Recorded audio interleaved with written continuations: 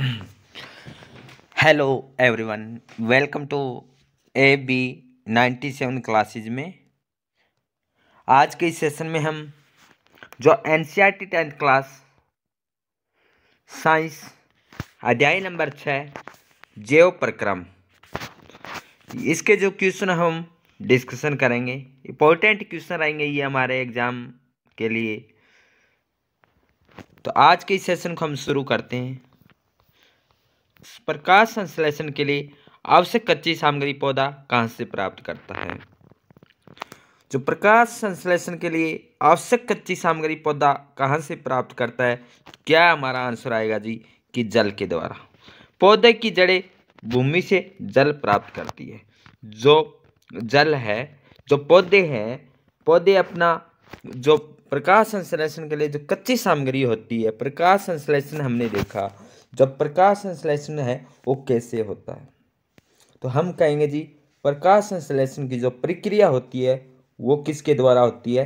Chlorophyll के द्वारा। किसके द्वारा? क्लोरोफिल के द्वारा करवाई जाती है। ये क्लोरोफिल में जब प्रकाश संश्लेषण होता है तो किसकी उपस्थिति में होता है? किसकी मौजूदगी में होता है?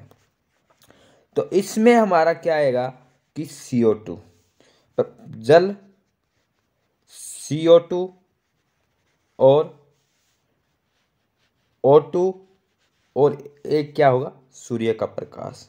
इनके द्वारा क्लोरोफिल है, इनको सूर्य के प्रकाश को, जल और CO2 को अवशोषित करता है, जिनसे पौधे अपना भोजन तैयार है वो करते हैं। जिनसे क्या निर्माण होता है? जब CO2 और प्लस O2 और सूर्य का प्रकाश जब क्लोरोफिल के द्वारा अवशोषित किया जाता है तो इनसे एक निर्माण होता है। किसका निर्माण होता है? कार्बोहाइड्रेट का निर्माण। कार्बोहाइड्रेट का जो है ये निर्माण होता है। तो इसमें पूछा जा रहा है क्वेश्चन में हमारा कि प्रकाश संश्लेषण के लिए जो आवश्यक कच्ची सामग्री है पौधा कहाँ से प्राप्त करता है? तो हम कहेंगे जी जल के द्वारा। जल कहाँ से? पौधे की जड़ भूमि से जल प्राप्त करती है। पौधे की जड़ें हैं वो कहाँ से? भूमि में, और जल प्राप्त करती है। और जल है पौधों में किस एंजाइम के द्वारा ले जाया जाता है? तो हम कहेंगे जल, जैसे जल जैसे जाइलम। जाइलम के द्वारा यह पौधे तक पहुंचाया जाता है। जल वो होता है जाइलम। बात करें कार्बन डाइऑक्साइड। कार्बन डाइऑक्साइड पौधे इस वायुमंडल में रंध्रों के द्वारा प्राप्त करते हैं। रंध्र है पौधों में क्या काम करते हैं? तो हम कहेंगे जी गैसों का आदान प्रदान। गैसों का आदान प्रदान किसके द्वारा होता है? गैसों का आदान प्रदान किसके द्वारा होता है? तो कहेंगे जी रंध्र। क्या है? जब CO2, पौधे कौन सी गैस ग्रहण करते? CO2। और कौन सी गैस छोड़ते हैं? ऑक्सीजन। तो ये किनके द्वारा होता है? तो क्या कहेंगे हम आंसर में कि ये रंध्रों के द्वारा। तो जल हमारा एक कच्ची सामग्री के रूप में पौधे प्राप्त करते हैं जड़ों के माध्यम से। कार्बन डाइऑक्साइड रंध्रों के द्वारा प्राप्त की जाती है। क्लोरोफिल इंपॉर्टेंट है। क्लोरोफिल किस रंग का होता है? हरे पत्तों में क्लोरोप्लास्ट होता है। इन क्लोरोप्लास्ट में क्या पाया जाता है? क्लोरोफिल पाया जाता है। क्लोरोफिल हरे रंग का वर्णक होता है, हरे रंग का होता है। और ये क्लोरोफिल की मौजूदगी में क्या होता है? प्रकाश संश्लेषण होता है। प्रकाश संश्लेषण होता है। इस प्रकाश संश्लेषण में जो है क्लोरोफिल कौन कौन सी ऊर्जा को अवशोषित करता है? तो सूर्य का प्रकाश, सूर्य का प्रकाश, CO2 प्लस O2, इससे एक निर्माण होता है किसका? कार्बोहाइड्रेट। किसका निर्माण होता है? कार्बोहाइड्रेट का। सूर्य का प्रकाश हमने डिस्कशन किया। ये हमारा क्वेश्चन है, इंपॉर्टेंट क्वेश्चन रहेगा कि प्रकाश संश्लेषण की ये हमने अध्ययन किया। नेक्स्ट है हमारे अमावस्या में अम्ल की क्या भूमिका है? अगर बात करें सबसे पहले अमावस्या आय है तो इससे पहले है हमारे पाचन तंत्र है। पाचन जो है, पाचन जो प्रणाली है हमारी, इसमें जो आहार नली होती है, सबसे लंबी नली होती है आहार नली, ये कितने भागों से मिलकर बनी होती है? 6 भागों से मिलकर बनी होती है। आहार नली कितने भागों से मिलकर बनी होती है? 6 भागों से। कौन कौन से है जी? तो हम कहेंगे सबसे पहला जो हमारा भाग है वो है मुख। मुख के बाद ग्रसिका। ग्रसिका के बाद हमारा आता है अमाशय। अमाशय के बाद क्या आता है अग्नाशय। अग्नाशय के बाद यकृत। यकृत के बाद गुदा। तो हमारे यहाँ आई बात आई अमाशय की। तो अमाशय में जो अम्ल की क्या भूमिका है, तो हमारे अमाशय में हाइड्रोक्लोरिक अम्ल पाया जाता है। तो कहेंगे हमारे जो अमाशय में कौन सा अम्ल पाया जाता है, तो हाइड्रोक्लोरिक अम्ल HCl। HCl हाइड्रोक्लोरिक अम्ल पाया जाता है। ये अम्ल जो HCl हाइड्रोक्लोरिक अम्ल है अमाशय में अम्लीय माध्यम का निर्माण करता है। हमारे अमाशय में क्या पाया जाता है, हाइड्रोक्लोरिक अम्ल पाया जाता है। जो हम भोजन है उस भोजन को किस में परिवर्तन करता है, तो अम्ल है तो किस में परिवर्तन करेगा, कि हम कहेंगे जी अम्लीय में परिवर्तन कर देता है। किस में, अम्लीय में। जब भोजन अम्लीय होता है तो इसकी मदद से एंजाइम अपना कार्य करते हैं, क्या, हाइड्रोक्लोरिक की मदद से। और हाइड्रोक्लोरिक अम्ल हमारे भोजन में उपस्थित रोगाणुओं को नष्ट कर देता है। कि हमारे अमाशय में HCl हाइड्रोक्लोरिक अम्ल पाया जाता है। ये अम्ल अमाशय में अम्लीय माध्यम भोजन तैयार करता है, माध्यम में मिला लेता है। और इस अम्लीय भोजन है ये हमारे शरीर में जो भोजन के साथ है, जो भोजन के साथ क्या आते हैं, जो रोगाणु है उनको नष्ट करता है। और इससे अम्ल है हमारे अमाशय में भोजन को पचाने में सहायता करता है। कौन सा, हाइड्रोक्लोरिक अम्ल। पाचक एंजाइमों का क्या कार्य है, पाचक जो एंजाइम है इनका क्या कार्य है, तो पाचन एंजाइम जटिल भोजन को सरल, सूक्ष्म, लाभदायक पदार्थ में बदल देता है। पाचन जो एंजाइम है ये जटिल भोजन को किसमें, सरल तथा सूक्ष्म लाभदायक पदार्थ में बदल देता है। इस प्रकार से सरल पदार्थ छोटी आंत द्वारा अवशोषित कर लिए जाते हैं। इंपॉर्टेंट क्वेश्चन है, एंजाइम का क्या अर्थ है या एंजाइम का क्या कार्य है हमारे शरीर में, तो हम कहेंगे कि पाचन एंजाइम जो है, हम जो भोजन ग्रहण करते हैं वो क्या होता है, जटिल होता है।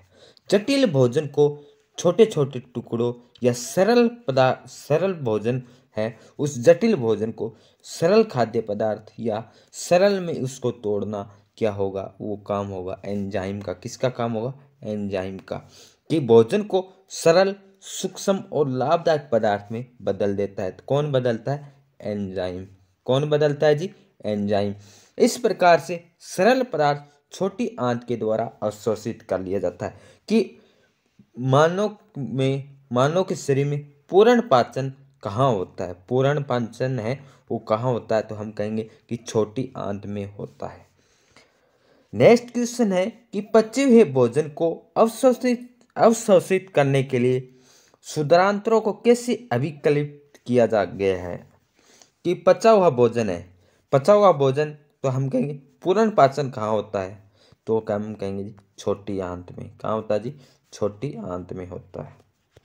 तो उसको अवशोषित करने के लिए, जो पचे हुए भोजन को अवशोषित करने के लिए जो शुद्धांतर है वो कैसे अभिकल्पित किया गया है, तो हमारा आंसर आएगा कि पचा हुआ भोजन शुद्धांतर में अवशोषित होता है। कहाँ होता है, शुद्धांतर में। शुद्धांतर में हजारों सूक्ष्म अनुगुलिमा विलाई होते हैं। इसी कारण इनका आंतरिक क्षेत्रफल बढ़ जाता है। क्षेत्रफल के बढ़ने से अवशोषण भी बढ़ जाता है। यह अवशोषित भोजन रुधिर में पहुंचाया जाता है। कि पचा हुआ भोजन है वो किस में, शुद्धांतर में अवशोषित होता है। शुद्धांतर में हजारों क्या होते हैं, सूक्ष्म अनुगुलिमा विलाई होते हैं।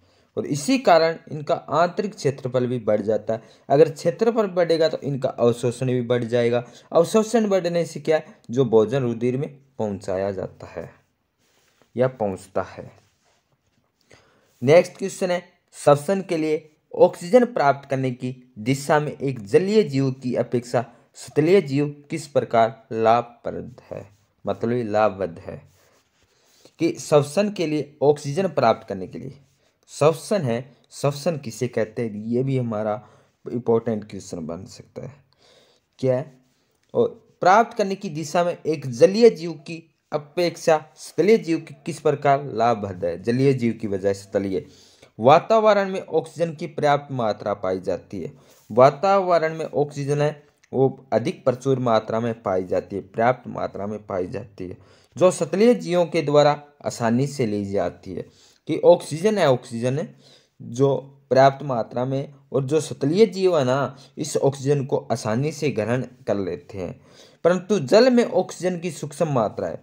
क्या वातावरण में तो ऑक्सीजन फुल है, वातावरण में ऑक्सीजन अधिक मात्रा में, परंतु जल में ऑक्सीजन है ये पर्याप्त मात्रा में नहीं, बल्कि हम कहेंगे कि छोटी मात्रा, थोड़ी सी या सूक्ष्म मात्रा में होती है। वह जल में क्या है, वह जल में मिला होता है। जलीय जीव इसे मिले ऑक्सीजन लेने के लिए काफी गति से सांस लेते तथा संघर्ष करते हैं। ग्लूकोज के ऑक्सीकरण से विभिन्न जीवों में ऊर्जा प्राप्त करने की विभिन्न पद्धति क्या है? कि मांसपेशियों में ग्लूकोज ऑक्सीजन की पर्याप्त मात्रा में ऑक्सीकृत हो और ऊर्जा प्रदान करता है। मांसपेशियों में ग्लूकोज ऑक्सीजन पर्याप्त मात्रा में ऑक्सीकृत हो और ऊर्जा प्रदान करता है। ऑक्सीजन की कम मात्रा होने पर विश्लेषित हो जाता है और लैक्टिक अम्ल बनाता है। जीवों की कोशिका में ऑक्सीकरण पथ निम्न है।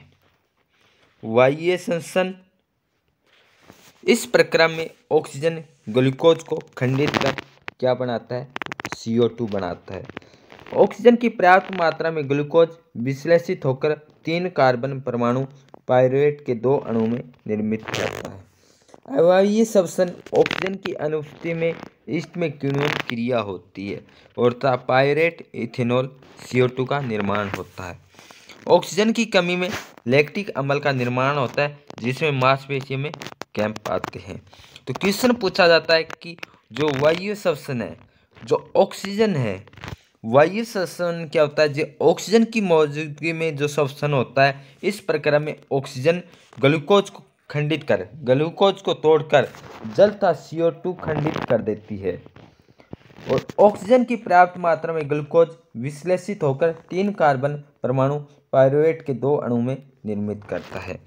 अवायवीय श्वसन, जो ऑक्सीजन की बिना मौजूदगी के जो होता है उसकी अनुपस्थिति में क्या है? ऑक्सीजन की अनुपस्थिति में ऑक्सीजन नहीं है तो उसके अनुपस्थिति में क्या है? ईस्ट में किण्वन क्रिया होती है। किस में होती है?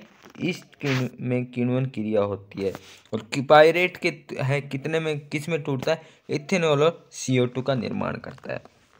तो क्वेश्चन पूछा जाए इथेनॉल और CO2 का जो निर्माण होता है ये किस में होता है?